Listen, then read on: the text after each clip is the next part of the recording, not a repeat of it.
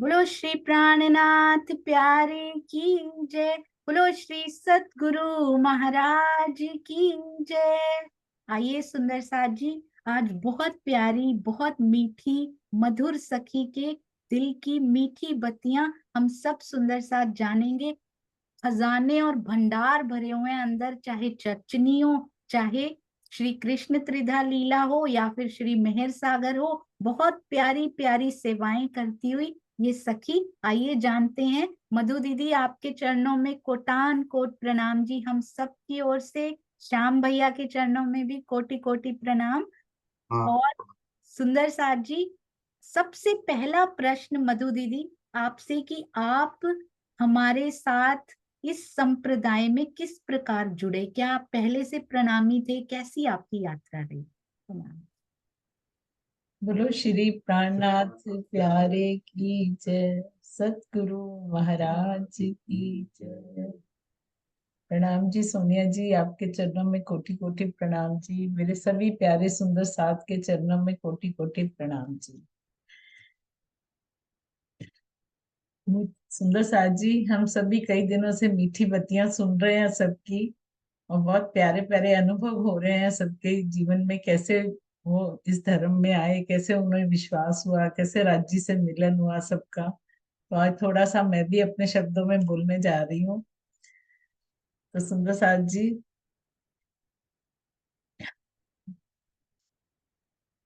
सुंदर साथ जी, विवाह से पूर्व मैं एक परवाही परिवार से बिलोंग करती थी।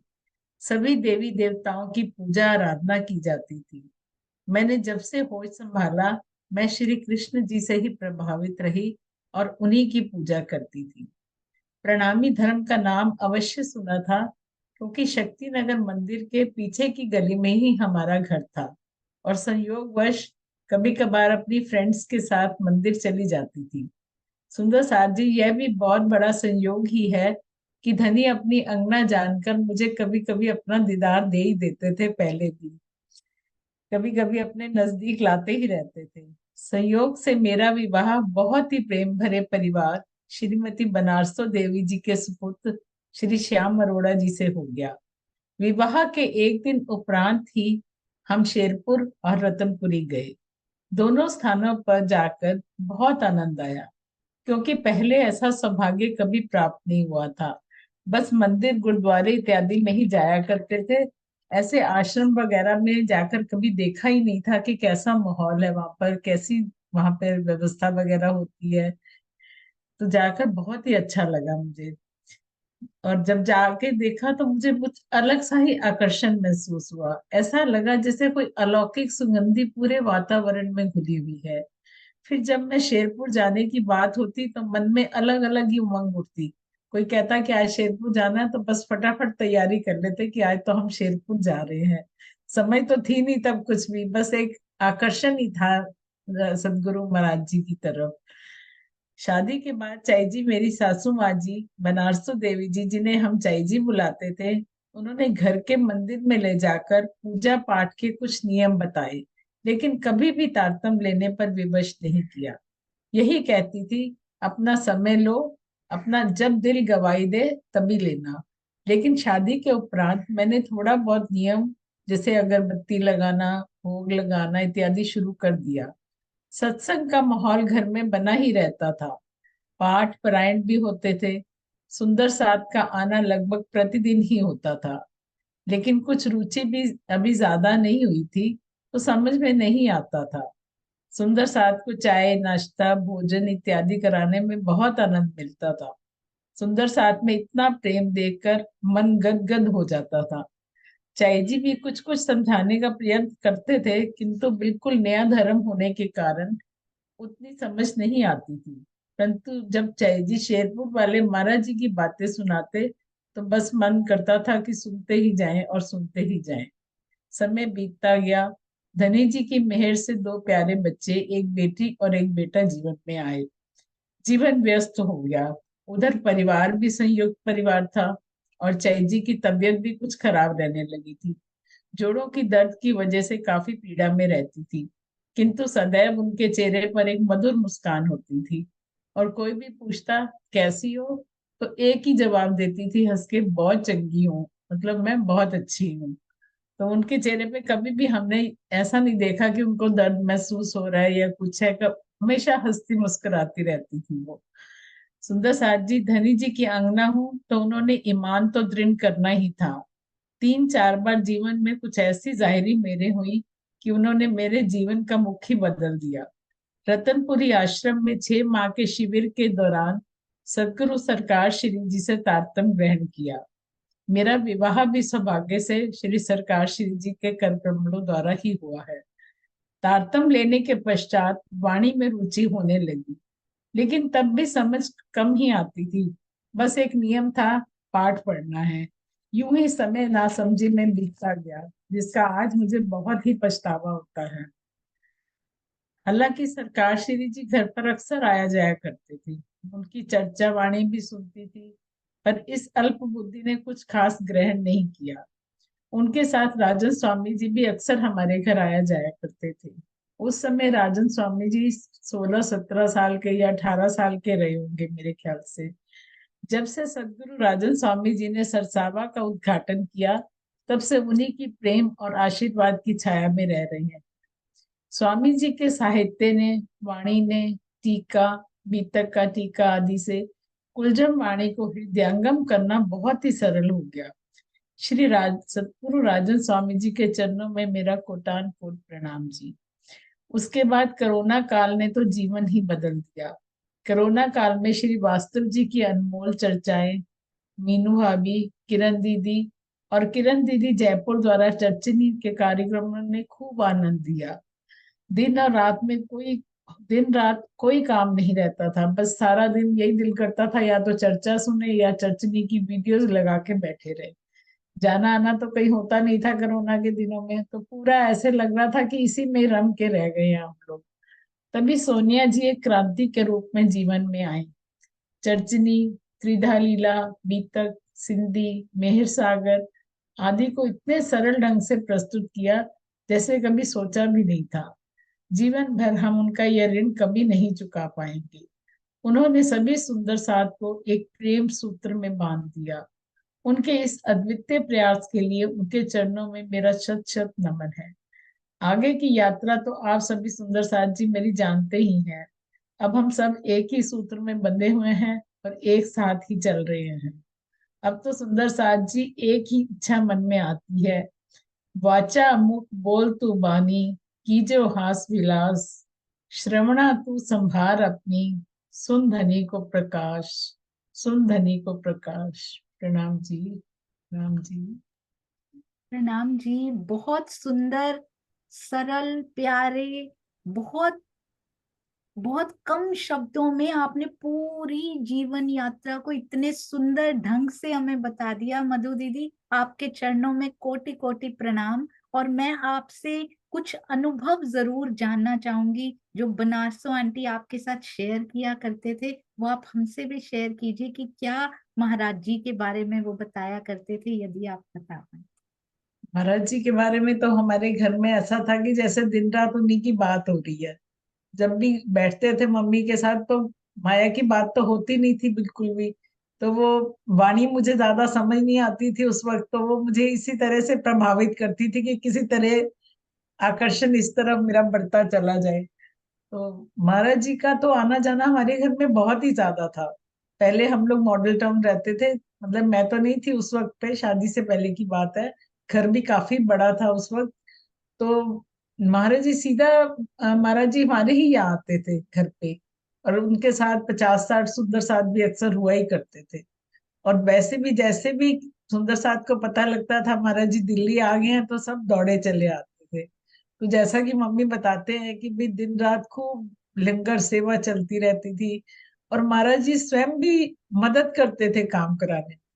वो बताते वो रसोई में आके बैठ जाते थे मेरे पास और काम करवाते थे। और जब सबको खाना खिला लेते थे, तो मम्मी को खुद परोस के देते थे कि अब तू बैठ और मैं खिलाता हूँ तुझे।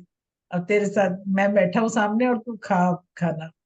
और कभी कभी ऐसा होता था कि सुंदर साथ इतना ज्यादा हो जाता था, तो महाराज जी को लगता था कि भी काफी काम हो जाएगा, तो वो एक बड़ी सी परात में ना सारी सब्जियां डाल देते थे और रोटी के छोटे छोटे टुकड़े करके ना उसी में डाल देते थे, और सबको कहते थे चलो सब बैठ जाओ यहीं पर और इसी में से खाओ सब बैठ के मिल के।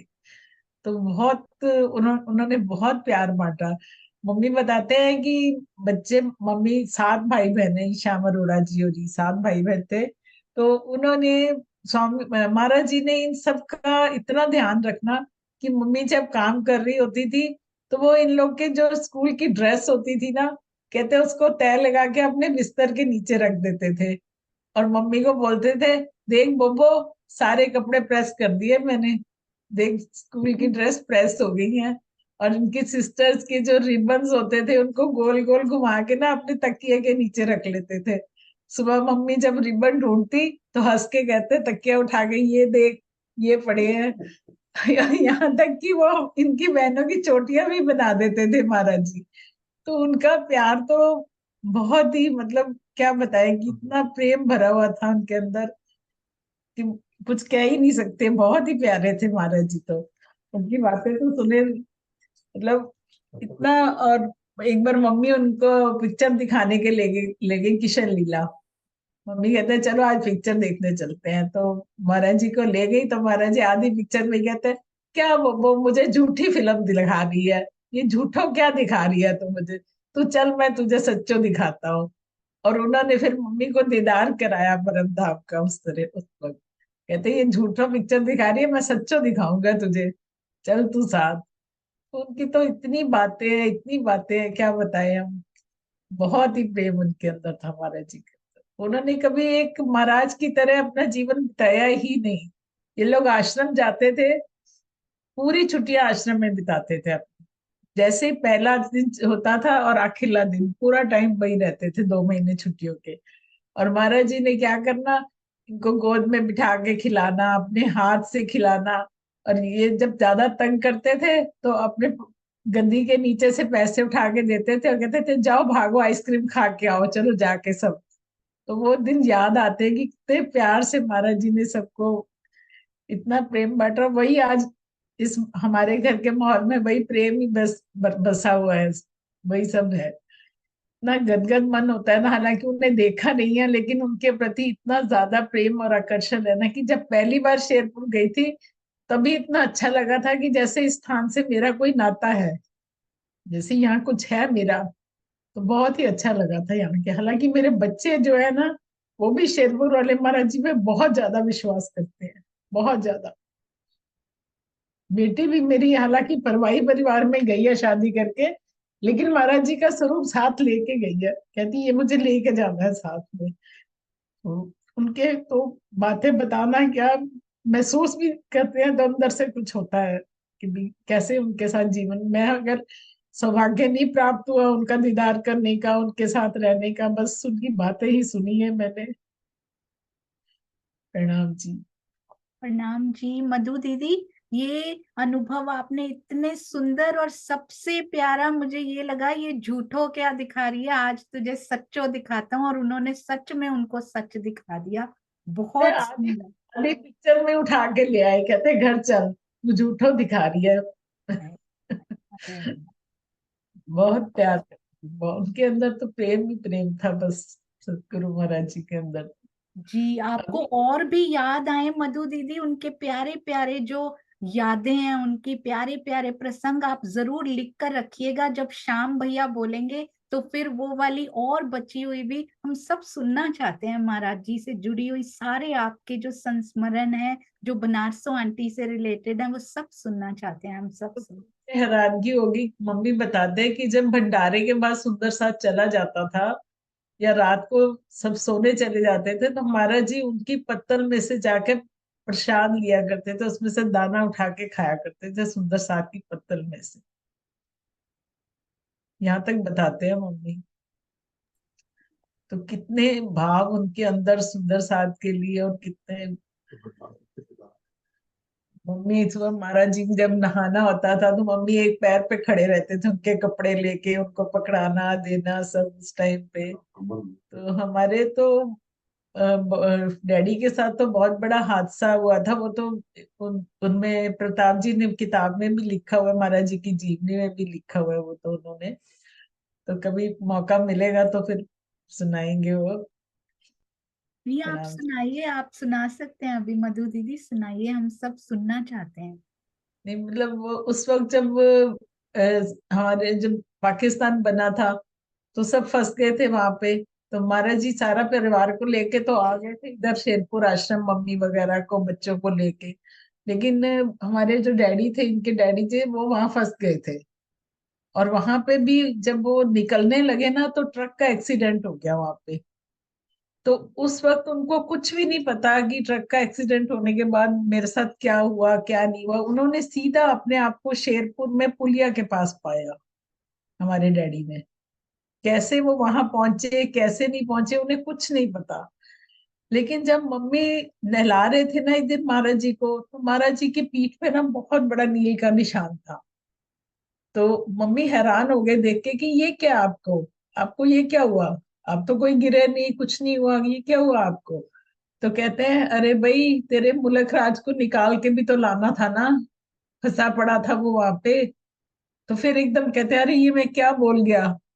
तो मतलब जैसे ही वो गिरे थे ना एक्सीडेंट में, तो महाराज जी ने अपने कंधे पे उठा के उनको लेके आए। मतलब ऐसा महसूस उन्होंने कराया। मेरे को वो याद आ गया जैसे महराज ठाकुर जी के, महा प्राणनाथ जी के भी टापू के निशान के थे ना, घोड़े के, छत्रसाल जी के। तो बिल्कुल वो चीज याद आ गई। तो वो मम्मी बताते हैं कि उस वक्त तो हमारे प्राण ही निकल गए कि ये इन्होंने क्या कर दिया उनके लिए। और उन्होंने पहले ही बता दिया था कि तैयार हो जा, आज आ रहे हैं वो। तो देखा तो वो पुलिया पे सोए पड़े थे अकेले। और कैसे पहुंचे कैसे नहीं पहुंचे वो हमारे बाबूजी को भी नहीं पता, उनको भी नहीं मालूम मैं कैसे पहुंचा वहां। बिल्कुल। तो बहुत मतलब करिश्मे हुए हैं, बहुत जायरी मेरे बहुत ज्यादा हुई है ऐसी कि बता नहीं सकते। बातों नहीं तो हुई हुई है। और खुद जाके उनको लेके आए महाराज जी, तारतम भवन से उठ के स्वयं गए बाहर, और जहां पे बाबा जी बैठे थे वहां से लेके आए उनको, जाके स्वयं जाके लेके आए। बहुत। मेहर आपके परिवार पे जो महाराज जी की इतनी साक्षात मेहर जो दर्शन किए, और परम धाम के दर्शन इस घर में, सुंदर सा जी इस परिवार में रहने वाले बनारसों आंटी को धनी जी के जो दर्शन हुए, और अपने लिए नहीं, उन्होंने पूरे सुंदर साथ की भी पंक्ति जो लगवाई गई वो उनके ही कहने पर लगवाई गई। ऐसे परिवार के जो ये सदस्य हैं, इसीलिए इतना प्रेम, इतना मधु, इतना श्याम बहता है। सुंदर सा जी ऐसे ही नहीं बहते। इस परिवार में मधु और श्याम का ये जो मिला हुआ है ना, इनको आशीर्वाद, ये ऐसे ही नहीं मिला हुआ है, ये महाराज जी की मेहर से, उनके आशीर्वाद से ही मिला हुआ है। बहुत सुंदर मधु दीदी। मैंने तो सोनिया अपनी शादी के बाद देखा है कि शायद ही कोई दिन ऐसा जाता होगा जब सुंदर साथ घर पे नहीं आता होगा। शायद ही। रोज कोई ना कोई सुंदर साथ, और कभी कभी तो 20-20, 25-25 सुंदर साथ एक साथ इकट्ठे आते थे। और और रात को 12 बजे कोई आ जाते थे और पूरी पूरी रात बैठते थे। फिर चर्चा होती थी पूरी रात बैठ के। तो बहुत ही आनंद का माहौल रहता था उस टाइम घर पे। बहुत अच्छा माहौल रहता था। तो हर समय सुंदर साथ का स्वागत जहाँ पे होता, और सुंदर साथ जी महाराज जी के चरण पादुकाएं यानी उनकी खड़ाऊं आज भी दीदी के भैया के घर पे आज भी विराजमान है। आज भी उनकी मेहर को वहां पे प्रत्यक्ष देखा जा सकता है। ऐसे ही नहीं, इतनी सेवा निकला करती, चाहे तन की हो, धन की हो, मन की या ज्ञान की, हर प्रकार की सेवा इस घर से निकल रही है। सुंदर साथ जी, मधु दीदी, आप कैसा कैसा चेंज फील करते हो ब्रह्मवाणी से जुड़ने से पहले, और ब्रह्मवाणी से जुड़ने के बाद क्या चेंज आप अपने अंदर फील करते तेज तो सोनिया देखो, धर्म तो बिल्कुल ही अलग था। पहले तो वही घर में बस कोई खास पूजा वगैरह थोड़ी सी सुबह सुबह हो जानी, और बस उसके बाद समझो काम खत्म। सारा दिन कोई कुछ नहीं करना, और ना कहीं जाना आना, ना कोई सुंदर साथ का आना हमारे घर पे। रिश्तेदार ही आते थे ना बस। तो अब इस यहाँ जुड़ने से तो, और वाणी के मिल जाने से तो बहुत बहुत, ये तो सभी सुंदर साथ जानते हैं, मैं क्या बताऊंगी इस बारे में। ये तो एक विषय है जिसको हम अंदर से महसूस कर सकते हैं कि हमें वाणी मिली है तो हमें क्या महसूस होता है। वो शब्दों में तो बयान करना बड़ा मुश्किल है उस चीज को। बाकी स्वामी जी के टीका से, स्वामी जी के लिखे हुए साहित्य से अब वो जो पहचान परम धाम की हो रही है वो बहुत सरल हो गई है। अब समझ आना शुरू हो गया। अब और कोई मन किसी चीज में नहीं लगता। जब खाली होते हैं ना तो बस यही काम करना है और कोई काम नहीं करना, किसी तरफ ध्यान नहीं जाता। रिश्तेदार सब नाराज रहते हैं मेरे से, कोई तू फोन नहीं करती, तू बात नहीं करती किसी से। मैंने कहा मुझे याद ही नहीं रहता किसी का बात करने का, मुझे समय ही नहीं मिलता, तो बिल्कुल ध्यान ही नहीं जाता। मीटिंग होती है तो बस खुशी होती है, मीटिंग का टाइम है, सुंदर साथ से बैठेंगे, बातें करेंगे, मिलेंगे, बस वही अच्छा लगता है। बहुत सुंदर। और सुंदर साथ जी, अभी अस्वस्थता भी रही थोड़ी सी पीछे, और भी कारज कारण रहे, पर ऐसा एक दिन भी नहीं गया कि मधु दीदी इन सेवाओं से या ब्रह्मवाणी से दूर रहे हो। ऐसा कौन है अंदर से, कैसी प्रेरणा, कौन खींच रहा है मधु दीदी अंदर से, कैसा लगता है अब? खींचने वाले तो एक ही है, हमारे हमारे पिया जी हैं, हमारे प्रीतम जी हैं, और कौन है। बिल्कुल। वही खींच सकते हैं हमें। जी, तो उसका जो चेहरे पे सुंदर सा जी वो भाव नजर आते हैं कि आज हम आकर्षित हो रहे हैं उन प्रेम वृत्त की ओर। बहुत सौभाग्यशाली हैं, और आप तो इतने सौभाग्यशाली हैं। पहले महाराज जी के चरण आपके घर में पड़ते रहे, आज स्वामी जी भी जब दिल्ली आते हैं तो वो भी श्याम भैया और मधु दीदी के घर में ठहरा करते हैं। तो ऐसे प्यारे परिवार के चरणों में खूब खूब प्रणाम जी। और एक बात मैं आपसे जरूर पूछना चाहूंगी, आप क्या क्या संदेश देना चाहते हो अपनी ओर से, क्या मैसेज आगे के युवा पीढ़ी हो? मुझे तो लगता है अंदर जो आत्मा बैठी है वो तो सबके अंदर ही युवा है, तो सबके लिए एक मैसेज क्या देना चाहते हैं? देखो, युवा पीढ़ी तो देखो, आप तो सारा दारोमदार युवा पीढ़ी पे ही है हमारा। और उन्होंने ही हमारे आधार स्तंभ है, वो उन्होंने इस धर्म को आगे ले जाना है, प्रचार करना है।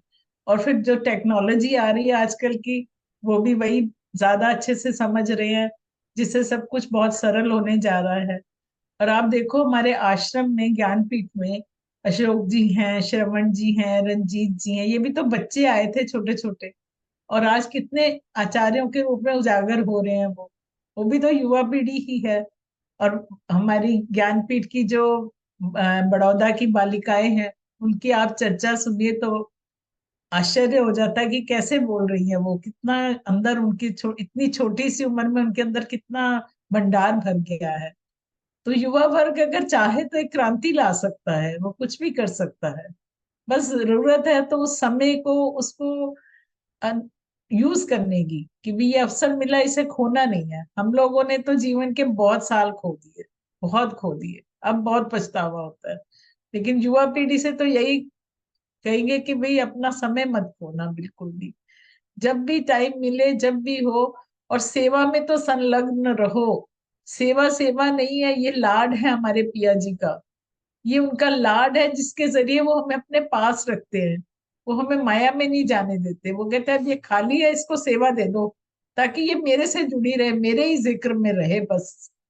तो हमेशा इसी तरफ लगे रहो। अब देखो छोटे छोटे बच्चे हैं, अंगना है, आत्मन है, कितने अच्छे भजन बोलते हैं, इतनी गहराई से कीर्तन बोलते हैं। तो आगे आके ये क्या करेंगे, कहाँ ले जाएंगे ये? तो ये तो उम्र का, तो एज इज नॉट ए बार, तो इसके लिए तो हमें शुरू से ही, बचपन से ही लग जाना चाहिए, बिल्कुल। और हमेशा इसी तरफ ही अपना काम भी करना है, गोपी भाव से जैसे चलना है, जीवन भी चलाना है, नौकरियां भी करनी है, सब करना है। लेकिन जितना समय हो सके अपने प्रीतम, अपने पिया जी को जरूर दे, वो समय उसे व्यर्थ ना गवाए, बस यही वाह, कहना मैं अगला प्रश्न सेवा का ही पूछने वाली थी, और आपने सेवा के बारे में बहुत सुंदर मैसेज दिया। यानी कि गोपियों की तरह सब कुछ करते रहो पर दिल में वही चलता रहे, यानी कि लोका पाने मैं कत दी। लोगों के है। लिए तो मैं यहाँ के कार्य कर रही हूँ, पर अंदर ही अंदर मेरे प्रियतम ही चलता जा रहा है, और लोगों को पता भी नहीं चल रहा मेरे अंदर की स्थिति क्या है।